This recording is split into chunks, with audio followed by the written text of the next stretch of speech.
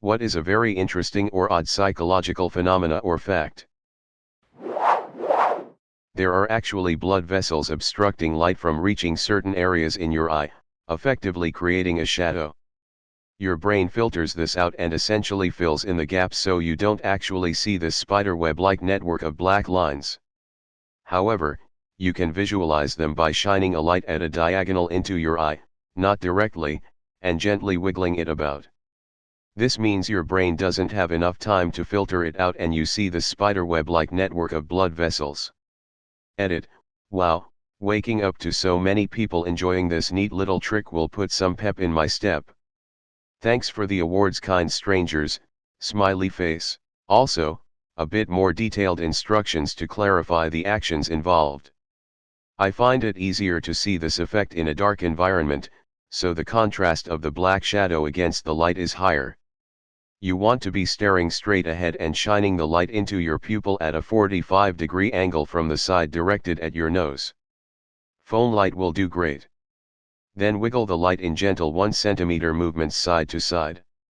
Keep this up for about a second at least and you should see them. Hope this clears it up a bit. When asking for something big, lead up to it by asking for something inconsequential at first, so the person is likely to say yes, followed by slightly larger requests. Once a person has said yes, they feel obligated to keep saying yes.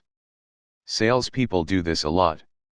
OTOH, if you want something small, start by asking for something ridiculous, so by comparison, the small thing seems trivial. Salespeople do this a lot, too. Also, people are more inclined to let you do something if you give a reason. The interesting part is that it doesn't really matter what the reason is. E.g., asking to cut in front of someone at the checkout. If you ask, "Do you mind if I cut in front of you? I just need to buy these things," will be more effective than just saying, "Do you mind if I cut in front of you?" even though the reason is irrelevant. Everyone is in line because they need to buy things. Brains are weird. For more social psychology facts, subscribe below. Just kidding, buy a textbook. I'm not a bot. I have SDAM, stands for Severely Deficient Autobiographical Memory. I don't know of anyone else who has this condition, and there's only about 2 articles I could find about it on Google. It's non-serious and was not caused by childhood trauma that I'm aware of. I had a safe and fairly loving upbringing. It basically means I lack the ability to revisit any long-term memories.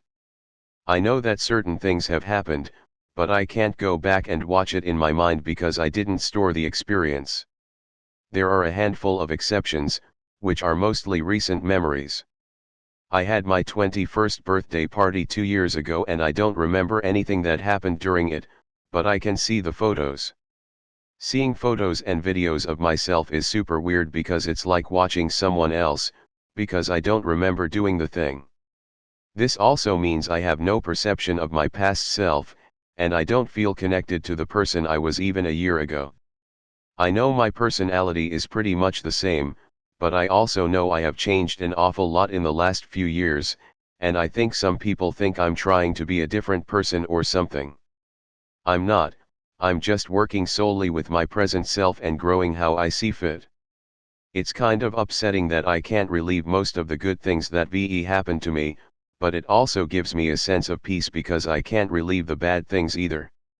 That said, I have a very strong imagination, and I've fabricated and remade past events in my head to fill in the gaps, even though I don't use those imaginary scenarios for anything. It's very odd. It's frustrating trying to explain this to people, so I no longer try to unless I'm comfortable with and trust them. Most people brush it off and say, well, they're in there somewhere, you just need to find them. No, they're not in there. Nothing is in there, and memory triggers usually do nothing for me. I think a part of it may be because I have ADHD, and for me it has caused an overactive mind, which takes precedence over what's happening in my physical environment.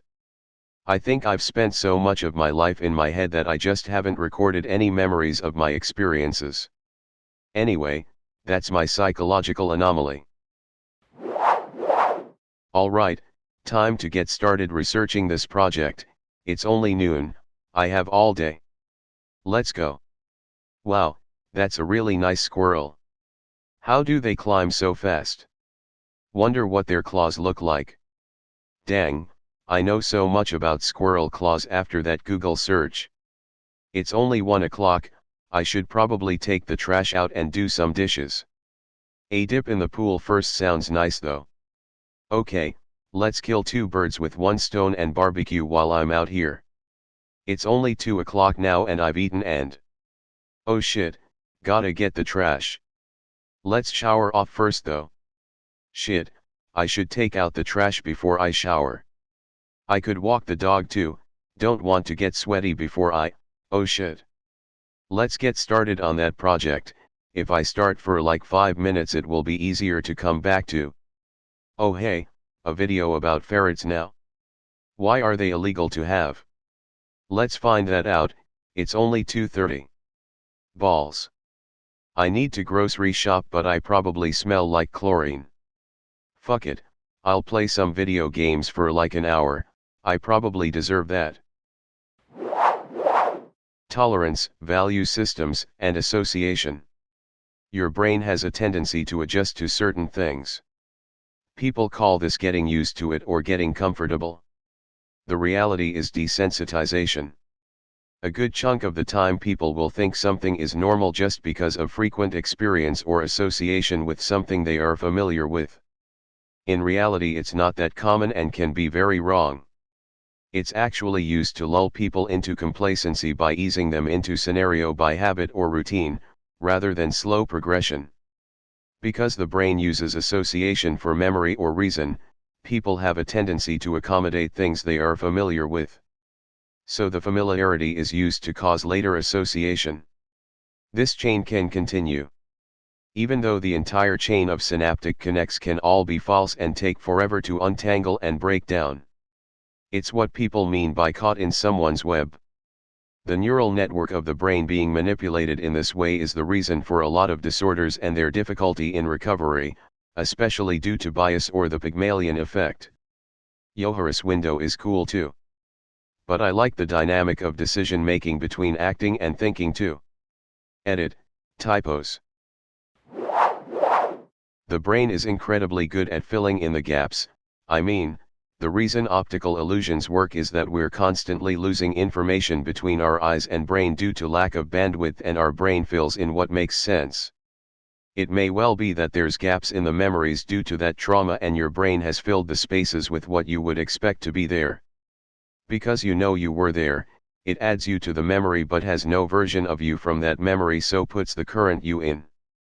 It's not actually you from then because you're the wrong age, so part of your brain still sees that addition as another person. The third-person view could be a way to parse this dissonance. No way to know if that's true. I'm an interested amateur, so I've been to several talks on the brain and psychology as part of various science events, but I'm applying layman assumptions to something I'm not qualified to guarantee any accuracy on.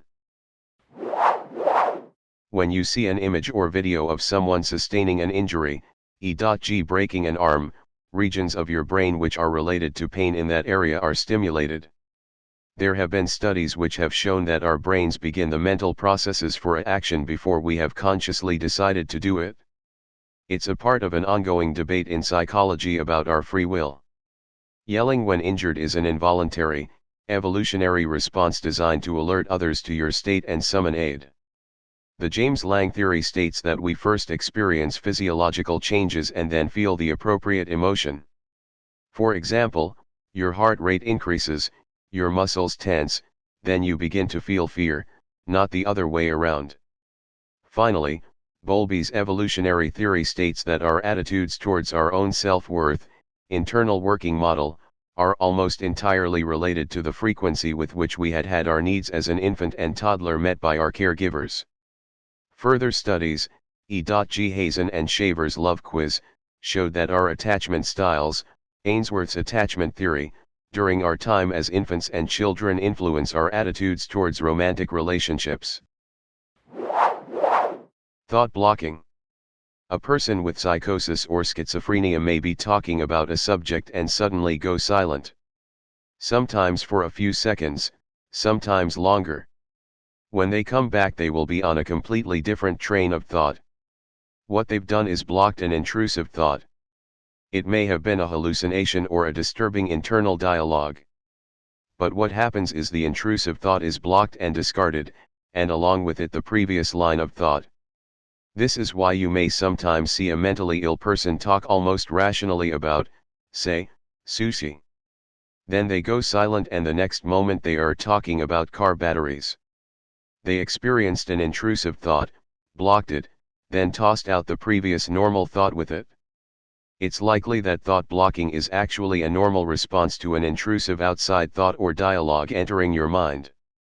Which makes it unlikely that human beings would ever communicate well telepathically. We would tend to block the implanted communication, then blank on our previous train of thought and have to move on to a new one. I am not a psychologist, this is something I read about researching a book I'm working on. This is my favorite, but it takes a lot to set up. Suppose you could receive $100 tomorrow or $101 in a year, which do you pick? Of course, you choose the $100 soon. Now, suppose it was $100 tomorrow or $1,000 in a week. In this case, most people would choose to wait. It turns out that, in normal conditions, people all kind of fall along a standard curve for how much % more they require for choosing to wait a certain amount of time. That, alone, is kind of intriguing. But it gets really funny. If people are shown photos of average-looking people before being prompted with this kind of a question, they're unaffected, their responses still fall in the normal range of the reward they require for waiting. If women are shown photos of good-looking men and then asked these money questions, they, too, are unaffected. However, when men are shown photos of good-looking women, their answers skew toward immediate gratification. Even when the reward for waiting is rather high, they'll still want the money soon. If you believe in evolutionary psychology, then you could explain this by saying that we're descended from the cavemen who, when they spotted a really cute cave woman walking around, even though there's been a large predator sighted in the area, and it's prudent to wait, our forefathers were still DTF. The part that continues to amaze me is that this effect affects decisions far removed from procreation, money, in this case. Are you obsessed with gazing at mirrors? Is it good or bad for you? What may happen if you stare at yourself for more than 10 minutes? This post will cover everything related to mirror gazing for a longer time. What happens when you stare in the mirror too long? The answer to this question is quite subjective. There are a variety of theories attached to this weird topic. Some people see creepy creatures, perhaps monsters or demonic spirits, while others just see warped versions of their faces, which too is kind of creepy. Some people have even reported seeing some deceased people in the mirror as a result of this experiment. Now the question is why that happens. A mirror is supposed to show reflections. Where do these things come from? Many psychological changes happen when a person gazes at a mirror longer. Not only this, but physics also plays a vital role when your eyes focus on a certain object. There is a great chance that your brain is playing games with you. A huge chunk of people is of the view that when you stare in the mirror for too long, your brain gets bored and hence, starts hallucinating. And with hallucinations, the limit is nowhere to be found. You could hallucinate into seeing animals, a creepy version or say a creepier version of your face, or some kind of monsters, etc. We believe that this is the simplest explanation that exists in this regard. Your brain gets bored of making you focus on your face, so it decides to scare the hell out of you. When you continuously stare in the mirror, you start seeing different aspects of your personality. You start contemplating yourself. You also meet your insecurities on the way. Or fall back into guilt trips. You start seeing your inner self, which is evil oftentimes. Your mind dissociates from your body and takes you on an inner journey. Our brain stops responding or ignores the stimuli it receives over and over again. When you're looking at yourself in the mirror, your brain receives the same visual stimuli again and again. A time comes when it keeps only the relevant stimulus that helps you focus on a certain point and all other stimuli are ignored. This results in blurring or disappearing of most of the part of your face, while the place you're focusing at remains. This is why you see an unclear or warped image of yourself in the mirror. But the Troxler effect fails in a way as it cannot explain the presence of the monster standing beside you in your mirror. Turns out there's actually a thing with mirrors. Psychomentum is done through mirrors. It is apparently a process of meeting a deceased person. Experiments have been done in this regard and people have reported seeing deceased spirits in the mirror. Some of them also reported conversations and certain sensations during this process. There is a phenomenon that, to my knowledge, doesn't have a name, but the gist is that some people are just naturally prone to zealotry and extremism. This type of individual who is likely to end up becoming a fanatical member to a certain ideology will, if they somehow become disillusioned with it, often find it easier to adopt an opposing or opposite ideology and be just as fanatical to said new cause rather than simply moderating their commitment to their first ideology as needed and making caveats and exceptions to its general principles. One infamous example of this in the field of theology is the curious individual known as the fundamentalist atheist. While that may seem like an oxymoron at first, it's actually a rather apt term, as these folks make all the same errors in thinking as a religious fundamentalist, they just do it while arguing a different position. For example, both groups insist on reading the Bible and Quran as literally as a lawyer, it never once occurring to them that the authors of those books would have used figures of speech and hyperbole just as often as anyone else in any time period. Nor do they take into consideration that these books were simply not written with 21st century Western readers in mind. The reality of the matter is that if two cultures are separated by thousands of years and miles, then they'll have such alien mindsets, worldviews, and frames of reference that nuances within a text that would seem obvious to the one culture might be completely lost on the other. I'm not sure if this belongs here, but I find it fascinating. Humans truly are absolute creatures of habit and familiarity. Many years ago, before the advent of mobile phones being common, most households had landline phones, and the ringtones of the landline telephones were very similar to each other. Then with the advent of mobile phones in general and smartphones in particular, a whole world of ringtones opened up. We could have literally any noise at all for a ringtone, from Crazy Frog, remember him, to songs to fart noises to our own child telling us, "Mummy, answer the phone." I had my son repeating that over and over with an increasing sense of urgency.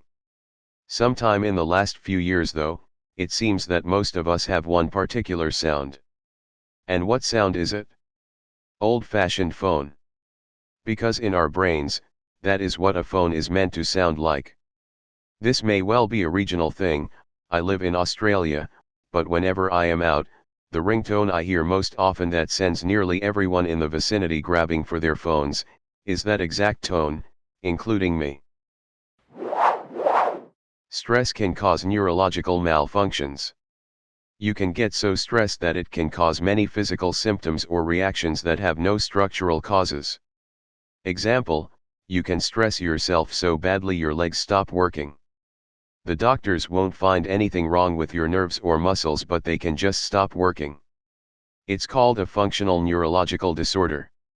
Your brain and nervous system basically go crazy in some way, but conventional testings will show your body is physically fine.